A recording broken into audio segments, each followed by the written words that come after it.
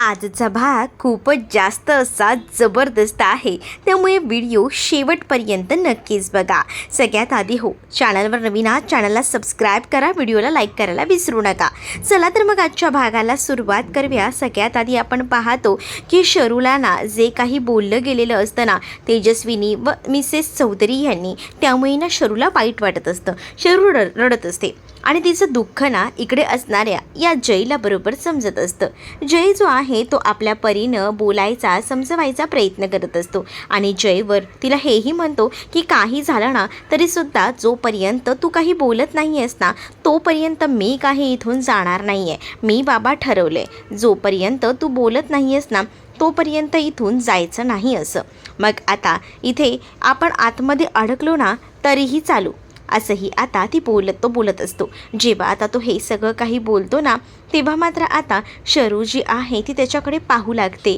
शरू आता त्याला म्हणत असते की तुमचं आपलं काहीतरीच असतं. मग आता जय म्हणत असतो की काय चुकतंय माझं, जे आहे तेच तर तुला बोलतोय ना.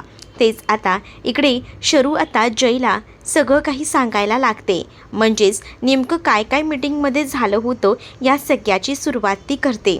आणि हे सगळं ऐकूनच ना आता मात्र जय डोक्याला हात लावतो आणि एवढं सगळं तू कसं काय सहन करू शकतेस असं देखील आता तो तिला बोलत असतो.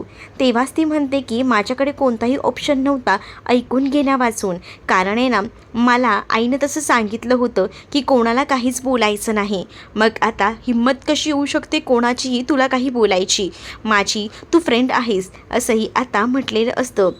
आणि जेव्हा या सगळ्या काही गोष्टी बोलल्या जातात ना तेव्हा मात्र आता इकडे खूप मोठा धक्का जो आहे तो मात्र आता इकडे असणाऱ्या या शरूला बसतो. शरू तर आता जयकडे एकटक पाहत राहते.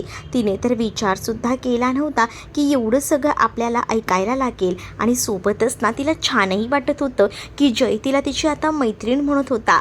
मग त्या दिवशी आपली जी फ्रेंडशिप झाली, म्हणजे तू माझ्या हातामध्ये फ्रेंडशिप बँड बांधलं आणि मग आपल्या दोघांची फ्रेंडशिप झाली, बरोबर ना. मग तेव्हापासूनच ना आपण दोघंही जण आता फ्रेंड्स आहोत. मी तुझी फ्रेंडशिप स्वीकारली आहे, म्हणूनच तर मी तुझा विचार करतोय ना इतका. कोणी काही बोललं ना तर इतकं वाईट वाटून घ्यायचं नसतं आणि त्याला तेव्हाच्या तेव्हा उत्तर द्यायचं असतं, कारण आपलाही मान सन्मान असतो. हेही आता त्याने तिला समजावलेलं असतं. जेव्हा आता तो ह्या सगळ्या काही गोष्टी बोलतो ना तेव्हा मात्र शरूला छान वाटतं.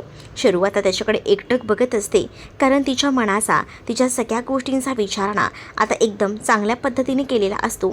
आणि जेव्हा या सगळ्या गोष्टींचा विचार केला जातो ना तेव्हा शरूला आता जय म्हणत असतो की आता रडत बसायचं नाही, मी तुला म्हणतोय ना चल आपण मस्तपैकी जाऊया बाहेर. आणि असं बोलून तो आता तिला बाहेर घेऊन जात असतो. शरू आता एकटक त्याच्याकडे बघत असते.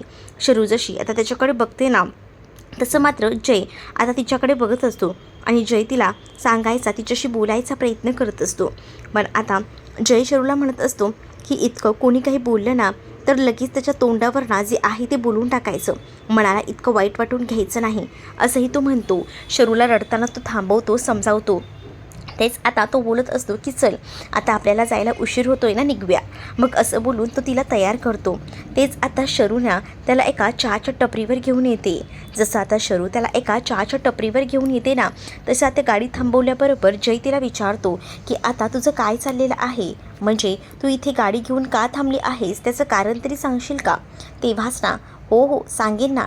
ते काय आहे ना आपण थोडा वेळ इथे बसूया. ते काय आहे आता आपण दोघंही जणं फ्रेंडशिप म्हणून स्वीकारली आहे ना, मग आता तुम्ही आपली जी फ्रेंडशिप स्वीकारली आहे त्यासाठी तेवढं तर होतंच ना. म्हणजे मी काय म्हणते ऐका, आपण दोघंही जणं ना मस्त असं गप्पा मारूया. आणि माझ्या फ्रेंडशिपची सुरुवात तशीच असते, म्हणजे माझ्या फ्रेंडशिपमध्ये ना आता हेच असतं की मस्तपैकी पहिल्यांदा एक कटिंग चाय, आपल्या फ्रेंडशिपच्या सुरुवातीची हे दिवस आहेत सो एन्जॉय करूया, असंही आता ती म्हणत असते. जेव्हा आता ती ह्या सगळ्या काही गोष्टी बोलते ना तेव्हा मात्र आता इकडे जय जो आहे तो तिच्याकडे बघत असतो. जय तिला सांगत असतो की मी काही आता हे चहा वगैरे घेत नाही, पण आता मात्र तिला सांगितलेलं असतं जयने की तुला घ्यावंच लागेल, तुला काही ऑप्शन नाही आहे. आणि त्यामुळेच ना मग आता तो असं हो म्हणतो. तेव्हाच ना इकडे मात्र आता पाहायला मिळतं की जय आणि शरू दोघंही जण चहा पीत असतात. तेच आता जय शरूला म्हणत असते की मला माहिती आहे तू चहा का पीत नसशील. म्हणजे तुला हेच वाटत असेल ना की चहा पिणारा माणूस एकदम गरीब असतो आणि कॉफी पिणारा श्रीमंत. त्यावर जय म्हणतो असं काही नाही, मी चहा पण नाही पित आणि कॉफी पण नाही पित. पण आता जयला शरू फोर्स करते. आता ती जरा चहाबद्दल बोलत असते. म्हणजेच ती आता चहाबद्दल बोलत असताना सांगते की चहा पिला ना की कसं एकदम भारी वाटतं. माझी तर सुरुवात चहा पिऊनच होते. तुलाही आता वाटत नसेल, पण बघ तुलाही हळूहळू सवय होईल. तेच आता इथे जय आणि शरू दोघेही जण गप्पा मारत असतात. शरूच्या चेहऱ्यावरचा आनंद बघून ना आता जयला खूप छान वाटत असतं. म्हणूनच जयला आता शरू म्हणत असते की काय झालं, तू असं काय बघतोयस. त्यावर जय शरूकडे बघून म्हणत असतो की अशीच नेहमी हसत राहा. मग कारण मगाशी ना तू नाराज होतीस, तुझ्याकडे बघून मला कळलं. पण आता कशी एकदम छान वाटतेस, एकदम टवटवीत. असं देखील आता तो तिला बोलत असतो. तेव्हाच ना ती त्याच्याकडे पाहून हसते. ती म्हणत असते म्हणजे तुला मगासचं काय म्हणायचं काय आहे. तेव्हा तो म्हणतो की मगाशी तू तोंड पाडून होतीस ना, तेव्हा मंद बदक दिसत होतीस. असंही आता तो तिला मजाकमध्ये बोलत असतो. आणि जेव्हा तो ह्या सगळ्या काही गोष्टी बोलतो तेव्हा मात्र आता शरू त्याच्याकडे जरा रागातच पाहत असते. आता ती त्याला म्हणत असते की तू काय म्हणालास मला, मंद बदक म्हणजे. मग आता तेव्हाच ना इकडे ही सुद्धा सुरू होते. तीही त्याला म्हणत असते की तू स्वतःचं नाक बघितलेस का आरशामध्ये, असं वाटतं ना एकदम धारदार सुरी आहे. आणि मग काय धारदार सुरीने कापत बसायचं असं काहीच आहे बघ तुझं. असंही आता म्हटलं जात असतं. तेव्हाच ना इकडे आता ती हेही त्याला उलटसुलट बोलत असते. तेव्हा ना जय म्हणतो की तुझं काय डोकं फिरलं आहे का. त्यावर शरू म्हणते की कुठे काय फिरले डोकं, जे आहे ते बोलते. म्हणजे तू बोललेलं चालतं आणि मी बोलली तर तुला नाही आवडणार का, हे चालणार नाही हां. असंही आता ती त्याला बोलत असते. जेव्हा आता ती ह्या सगळ्या काही गोष्टी बोलते तेव्हा मात्र आता जय तिच्याकडे पाहत असतो. जय म्हणतो की जा, मला तुझ्याशी ना बोलायचंच नाही आहे. अच्छा, तुला बोलायचं नाही आहे माझ्याशी, नको बोलू, मी कुठे तुला फोर्स करते, नको बोलू. तुझं ना डोकं ना एवढूसं काही उपयोग नाही त्याचा. असंही बोलून ती आता त्याची मजा घेत असते. जेव्हा आता ती त्याची मजा घेत असते ना तेव्हा मात्र आता इकडे एक छान असा सीन पाहायला भेटतो, जो म्हणजे घरातला असतो. सगळीजणं मस्त असे बसलेले असतात. तेवढ्यातच ना इकडे आता या नुचं त्या मुळामुळे ऑफ झालेला असतो मूड, त्यामुळे तीसुद्धा शांत असते. जशी ती आता शांत असते ना तोपर्यंत पमाने तिच्याकडे कपडे आणून दिलेले असतात घडी करायला. आणि तेवढ्यातच ना दुसरीकडे मात्र आता पाहायला मिळतं की इकडे आता जी मयू असते ना ती चिडलेली असते. आणि ती म्हणत असते की त्या रूमचं काय करायचं आहे ते बघा ना, कारण आहे ना मला असं वाटतं ना त्या रूमचं काहीतरी करायला हवं. किती दिवस असंच तो रूम बंद ठेवायचा आहे, रोज तर मी तो साफ करते रूम, आणि अजून किती दिवस असंच चालू ठेवायचं आहे आपल्याला काम. हेही ती आता रागवून बोलत असते. जेव्हा आता ती हे सगळं काही रागवून बोलते ना तेव्हा मात्र म्हणत असते की बघा काय ते बोलून घ्या, गावाला जाल तेव्हा. तेवढ्यातच शरू आलेली असते आणि शरू आल्याला बोलत असते की मला खूप जास्त भूक लागलेली आहे, प्लीज मला काहीतरी खायला दे. असंही आता तिने म्हटलेलं असतं. हो ठीक आहे, पण आजचा दिवस तुझा कसा गेला ते तरी सांग. म्हणजे ठीक आहे ना सगळं काही, तेच विचारणार होते. म्हणजे मला असं वाटलं की तू मीटिंगला गेली होतीस, दिवस कसा गेला असेल, काय सगळं ठीक गेलं का, असंही आता ती विचारत असते. पण आता तिच्या चेहऱ्यावरनं बघून ना शरूचा चेहरा बघून मात्र कळलेलं असतं की काहीतरी नक्कीच बिनसलं आहे सुभाष यांना. पण सुभाष आता पम्माला ओरडतात आणि म्हणतात की काय चाललं आहे तुझं, जाऊ दे ना जरा तिला बसू दे, आराम करू दे, आल्या काय सुरू होतं गं तुझं. असंही आता म्हटलं जातं. आणि जेव्हा या सगळ्या काही गोष्टी बोलल्या जातात ना तेव्हा मात्र इकडे आता शरू जी आहे ती शांत असते. तर पम्मा देखील तिला म्हणते की ठीक आहे चल, मी आता तुझ्यासाठी काहीतरी छान असं करते. मग आता तिथे शरू बसलेली असते. पण शरूकडे बघून ना बाबांनी अचूक ओळखलेलं असतं की शरूचं नक्कीच बिनसलं आहे. ते दुसरीकडे मात्र गौतम ना आता आपल्या मित्रांसोबत मस्त चिल मारत असतो. मित्रांसोबत त्याची आता पार्टी सुरू असते. तेच आता त्याच्या मित्रांना त्याला चिडवत असतात. मग काय आता काम बिम करायला लागलाय, जॉबला लागलाय, आम्हाला तर वाटलंसुद्धा नव्हतं तू काम बिम करशील वगैरे. मग आता तेच ना दुसरीकडे आता ते मित्र म्हणत असतात की आधी तर तू एकदम ऐशो आरामात राहायचा, मग आता काम वगैरे कसा काय करायला लागला, हेही त्याला विचारलं जातं. तेव्हा तो म्हणतो की काय आहे ना आता मी लग्न करणार आहे, सो माझ्यावर खूप मोठी जबाबदारी आहे. सो मला आता किती दिवस असं दादाच्या आणि त्याचसोबत आईच्या ह्याच्यावर उड्या मारायला भेटणार नाही ना, त्यामुळे स्वतःच असं काहीतरी करायचं आहे, त्यामुळे मी आता कामाला लागलेलो आहे, हेही आता तो आपल्या फ्रेंड्सना सांगत असतो. त्यावर फ्रेंड्स त्याला चिडवत असतात. काय मग आता सगळेजणं आता त्याला म्हणतात की तुझ्याकडे आता तुझी बायको आली तर आम्हाला विसरशील वाटतं. पण आता तो म्हणत असतो की असं काही नाही, पण कसं संसाराला पण लागायला हवं. आता त्यांच्या फ्रेंड्समध्ये गप्पा सुरू असतात आणि गौतम मात्र त्यांच्याशी छान अशा गप्पा मारत असतो. म्हणजे ना त्याला छान वाटत असतं. आणि जेव्हा आता या सगळ्या काही गप्पा रंगलेल्या असतात ना, तेव्हा मात्र आता मायरा तिथे येते. समायरा जशी तिथे येते तसं समायराची बडबड सुरू होते. समायराला आता ह्या सगळ्यामध्ये संधी साधूपणा करायचा असतो. म्हणजेच काय, समायराला आता हेच दाखवायचं असतं की ती किती आता ह्याच्याबरोबर गौतमसोबत आहे, कारण तिला ना आसावरीला काही फोटोज शेअर करायचे असतात आणि त्याचसाठी हे सगळं काही तिचं सुरू असतं. आणि त्यामुळेच ती आता त्याच्याकडे बघत असते आणि त्यानंतर म्हणते की यार फ्रेंड्स, आपण किती दिवसांनी भेटतोय, सो फोटोज वगैरे तर बनतोच यार, असं कसं आपण असंच थांबायचं. मग आता ती मुद्दामून ना सगळ्यांसोबत फ्रेंड्समध्ये फोटो काढत असते आणि फ्रेंड्समध्ये फोटो काढत असताना मुद्दामून ना ती आता गौतमच्या बाजूला उभी राहायचं ठरवते. कारण आता ती म्हणत असते मनातल्या मनात की आता तर खरी मजा येईल ना, मला ही मजा ना घ्यायची आहे, हे सुद्धा तिने आता ठरवलेलं असतं आणि यासाठी ती काही करायला तयार असते. मग ती आता मस्त अशा सेल्फीज काढते, त्याचसोबत आता गौतमच्या बाजूला उभं राहून बॅक कॅमेऱ्याने सुद्धा काही फोटोज काढते आणि ते फोटोज ना तिला आता शेअर करायचे असतात. जेव्हा आता ती फोटोज हे सगळे काही मुद्दामून ग्रुपला पाठवायचं ठरवते. ग्रुपनंतर काही फोटोज आशूलासुद्धा पाठवायचं ठरवते, कारण ना तिला ना मुद्दामून मजा घ्यायची असते या सगळ्यामध्ये आणि त्याचसाठी तिचं हे सगळं काही सुरू असतं. आणि जेव्हा ह्या सगळ्या काही गोष्टी तिच्या आता सुरू असतात ना, तेव्हा मात्र आता छान तर फोटोज काढून घेते.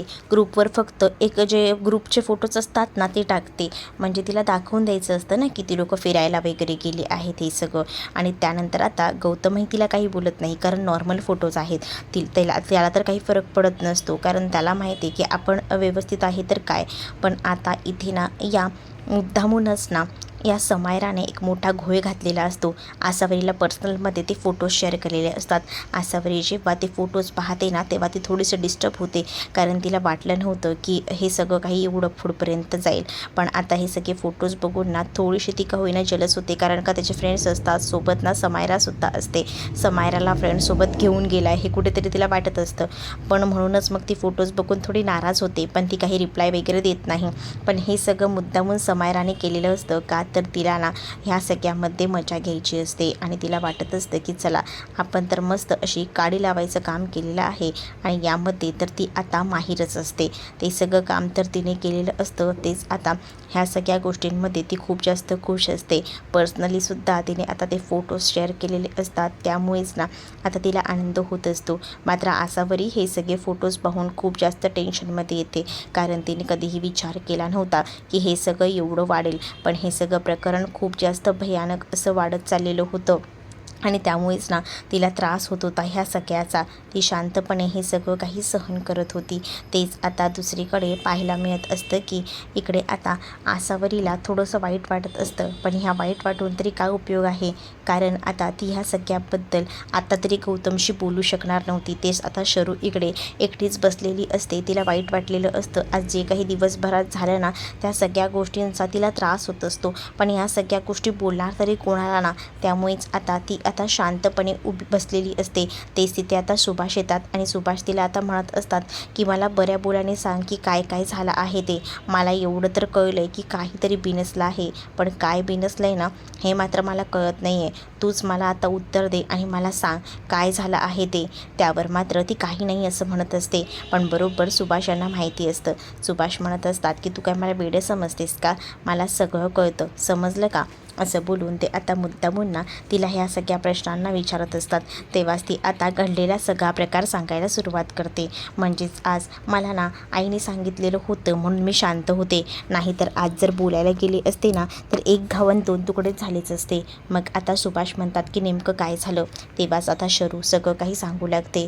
जेव्हा आता सुभाष हे सगळं काही बोलत असतात तेव्हा मात्र आता शरू जी आहे ती सुभाष यांना म्हणत असते की तुम्हाला म्हणून सांगते की काय आहे ना, आज ना आईने सांगितलं होतं म्हणून शांत होते, पण मला ना आज खूप काही हिणवलं गेलं. मी जर बोलली असते ना तर हा विषय वाढला असता, पण मी शांत बसले कारण ना मला हे सगळं नको होतं. तुम्हाला सांगते, जेव्हा त्या बाई ज्या होत्या त्या मला बोलत होत्या ना, तेव्हासुद्धा ना हे सगळं काही गुपचूपपणे ना ऐकून घेतलं जात होतं आणि मला ना ह्या सगळ्याचा राग येत होता. मी विचारही केला नव्हता की एवढं सगळं काही मला ऐकून घ्यावं लागेल, पण ह्या सगळ्या गोष्टी ऐकून ना मला राग येत होता. पण तरीसुद्धा मी सगळं काही ऐकून घेतलं, मी शांत होते. पण आता नाही, ह्या सगळ्या काही गोष्टी बोलल्यानंतर ना सुभाष म्हणतात की तू एका अर्थी ना बरंच केलं, हे सगळं तू ऐकून घेतलंस ते, म्हणजे कधीही ना बोलायचं नसतं असं उलटंसुलटं, आणि तू सगळं तसंच केलंस. म्हणजेच ना मला हे माहिती होतं की तू नक्कीच हे सगळं ओळखशील, पण आता कधीही ना कोणाचं ऐकायचं नाही. पण मी तुला सांगतो, आज तू जे काही केलंस ते उत्तम केलंस तुझ्या आईचं ऐकून. पण तू काळजी करू नको, कोणाच्या बोलण्याचं एवढं वाईट वाटून घ्यायचं नसतं. कोणी काही बोललं म्हणून काय झालं, आपल्यात काही कमीपणा येतो का? मला माहिती आहे ना, आमच्या या घरच्या महाराणी आहेत ना त्या तुम्हीच आहात मॅडम. असंही आता सुभाष जे आहेत ते मात्र आता बोलत असतात. तेव्हाच ना शरू म्हणत असते की तुम्हाला बाबा खरं सांगू का, आज आई बोलली होती म्हणून, नाही तर ना या तेजस्विनी काकूंना मी चांगलंच सुनावलं असतं. पण आता त्या तेजस्विनी काकू आसावरी ताईच्या सासूबाई बनणार आहेत म्हणूनच मी शांत बसले. पण बाकी त्या काही बोलल्या नाही, फक्त या कामासंदर्भातच एवढं काही बोलल्या ना, त्यामुळे मला काय करावं आणि काय नाही ना समजत नव्हतं. पण आता सुभाष हे शरूचा मूड ठीक करतात, तिला रडताना थांबवतात आणि आता ते उभे राहतात आणि म्हणतात की बघ, आता हे जे आमचं महाल आहे म्हणजे त्यांचं घर, त्या घराबद्दल बोलत असतात ते. हे महाल आहे ना त्याची एकच राणी आहे, ती म्हणजे आमची शरू, कारण आमची हुकुमाची राणी आहे ही, असंही ते म्हणतात. शरूला आता सुभाषांचं बोलणं खूप आवडतं, कारण तिला घरात ना खूप जास्त असा मानसन्मान मिळत असतो, जो की आता ते म्हणतात की बाहेर कोणीही काही बोलू, पण या घरची राणी तूच आहेस. तूच सोबत बाकी माझ्या 3 मुली, अशा 4 मुली मिळून माझ्या घरच्या राणी आहेत. असंही आता बाबा जेव्हा शरूला बोलतात ना, तेव्हा शरूला एकदमच असं भरून आलेलं असतं. शरूला आता एकदम भरून येतं ना, तसं आता ती बाबांकडे बघते आणि पटकन ना तिथून उतरते आणि बाबांना अशी घट्ट मिठी मारते. बाबांना जशी आता ती घट्ट मिठी मारते ना, तेव्हा बाबासुद्धा खूपच जास्त खुश होतात. तेच आता दुसरीकडे दुसऱ्या दिवशी सकाळी सगळीजणं चहाच्या टपरीवर चहा पीत बसलेली असतात. तेच आता शरू सगळ्यांना म्हणत असते की आज चहा सगळ्यांना माझ्याकडून. तेव्हाच ना आता मॅक म्हणतो की वा, आज तायडे पार्टी देतेस तर. तेवढ्यातच ना तिथे आता जयची गाडी लागलेली असते. जयला आता इथे स्टाफ मेंबर्स बसले आहे ते दिसत नसतं. जयची गाडी थांबल्याबरोबर आता शरू त्याच्याकडे बघत असते. शरू आता जयला हाय वगैरे करते आणि मग आता जयलासुद्धा शरूबरोबर ना आता जास्तीत जास्त वेळ घालवावंसं वाटत असतो आणि त्याला कालची चहाची टपरीवरची चहा जी होती ना ती आवडली होती, म्हणूनच आज तो सुद्धा पुन्हा एकदा इकडे येतो. त्याला माहिती नसतं की इथे सगळेजण आहेत ते. मग आता त्याला वाटतं की ही शरू एकटीच आहे चाय पीत वगैरे, म्हणूनच मग तो विचार करतो की हिला आता आपण कंपनी देऊया. म्हणूनच मग तो आता गाडीतून उतरतो. गाडीतून जसं आता तो उतरतो ना, तसं मात्र आता शरू त्याच्याकडे बघत असते. तेच आता मॅक तर जयकडे पाहतच राहतो. मॅक आता जयला बघून बोलतो, सर तुम्ही इथे कसे काय तुम्ही? सर तुम्ही टपरीवर चहा? नाही, तुम्ही कसे टपरीवर चहा प्यायला येणार हो? म्हणजे तुम्ही तर 5 स्टारमधला चहा कॉफी वगैरे घ्याल. सहसा तर मी बघितलं आहे तुम्हाला की तुम्ही चहा कॉफी वगैरे घेत नाही, पण मग तुम्ही आज टपरीवर कसे काय? मग आता त्याला काय बोलावं काय नाही सुचत नसतं, कारण त्यांचं ठरलेलं असतं जी काही फ्रेंडशिप आहे ती ऑफिसच्या बाहेर, आणि ऑफिसमध्ये तो तिचा बॉस असणार. पण आता इथे मॅकने यांची चोरी पकडलेली असते. जयला काय बोलावं ना काही सुधरत नसतं. तर आता जय आणि शरू पिकनिकला बाहेर जाणार आहेत कामानिमित्त. मग आता त्यांचं नातं कसं बहरतं हे पुढील भागामध्येच पाहायला मिळेल. चॅनलवर नवीन असाल तर चॅनलला सबस्क्राईब नक्कीच करा.